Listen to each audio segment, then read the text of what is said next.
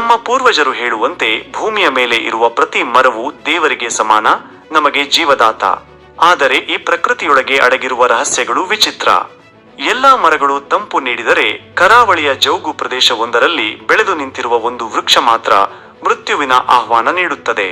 ಆ ಮರದ ಹೆಸರು ಮಂಚಿನೀಲ್. ಅದು ಮರವಲ್ಲ, ಮೃತ್ಯು ಕೂತ ವಿಷದ ಕೋಟೆ.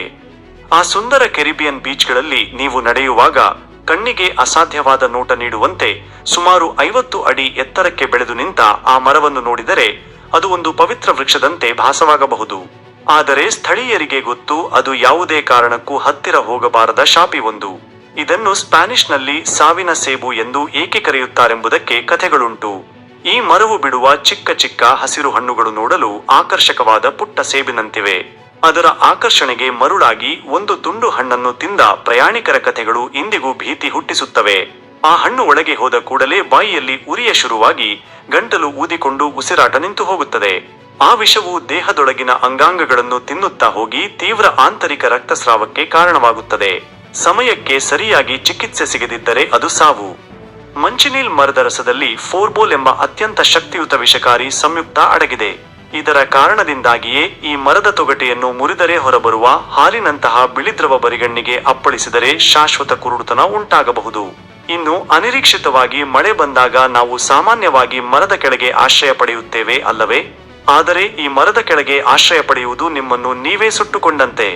ಮಳೆಯ ಹನಿಗಳು ಈ ಮರದ ಎಲೆಗಳನ್ನು ಸ್ಪರ್ಶಿಸಿ ಕೆಳಗೆ ಬೀಳುವಾಗ ಆ ವಿಷಕಾರಿ ರಸದೊಂದಿಗೆ ಸೇರಿ ಆ ನೀರು ವಿಷವಾಗಿ ಮಾರ್ಪಟ್ಟಿರುತ್ತದೆ. ಆ ಹನಿಗಳು ಚರ್ಮಕ್ಕೆ ತಾಗಿದ ಕೂಡಲೇ ರಾಸಾಯನಿಕದಿಂದ ಸುಟ್ಟಂತಹ ನೋವು ಶುರುವಾಗಿ ಚರ್ಮದ ಮೇಲೆ ತೀವ್ರವಾದ ಕೆಂಪುಗುಳ್ಳೆಗಳು ಏಳುತ್ತವೆ. ಇದನ್ನು ಕತ್ತರಿಸಲು ಅಥವಾ ಸುಡಲು ಯಾರೂ ಧೈರ್ಯ ಮಾಡುವುದಿಲ್ಲ, ಏಕೆಂದರೆ ಇದರ ಒಣಕಟ್ಟಿಗೆ ಸುಟ್ಟಾಗ ಬರುವ ಹೊಗೆಯು ವಿಷಕಾರಿ. ಆ ಹೊಗೆ ಕಣ್ಣುಗಳಿಗೆ ತಾಕಿದರೆ ತೀವ್ರ ಉರಿಯೂತ ಮತ್ತು ತಾತ್ಕಾಲಿಕ ಅಂಧತ್ವ ಉಂಟಾಗುತ್ತದೆ.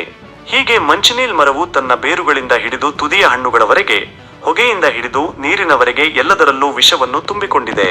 ಇದರ ಅಪಾಯವನ್ನು ಮನಗಂಡು ಗಿನ್ನಿಸ್ ವಿಶ್ವ ದಾಖಲೆಗಳು ಈ ಮರವನ್ನು ಅಧಿಕೃತವಾಗಿ ವಿಶ್ವದ ಅತ್ಯಂತ ಅಪಾಯಕಾರಿ ಮರ ಎಂದು ಘೋಷಿಸಿವೆ. ಇಂದಿಗೂ ಈ ಮರಗಳು ಇರುವ ಪ್ರದೇಶಗಳಲ್ಲಿ ಜನರಿಗೆ ಎಚ್ಚರಿಕೆ ನೀಡಲು ಮುಟ್ಟಬೇಡಿ ಎಂಬ ಸೂಚನಾ ಫಲಕಗಳನ್ನು ಅಳವಡಿಸಲಾಗುತ್ತದೆ ಮತ್ತು ಮರದ ಕಾಂಡಕ್ಕೆ ಕೆಂಪು ಬಣ್ಣವನ್ನು ಬಳಿದಿರುತ್ತಾರೆ. ಪ್ರಕೃತಿಯ ಈ ವಿಚಿತ್ರ ಸೃಷ್ಟಿಯು ನಮಗೆ ಹೇಳುವ ಪಾಠ ಇಷ್ಟೇ: ಭೂಮಿಯ ಮೇಲಿನ ಕೆಲವು ಸೌಂದರ್ಯಗಳು ಮೃತ್ಯುವಿನ ಮುಖವಾಡಗಳಾಗಿ ಅಡಗಿರಬಹುದು.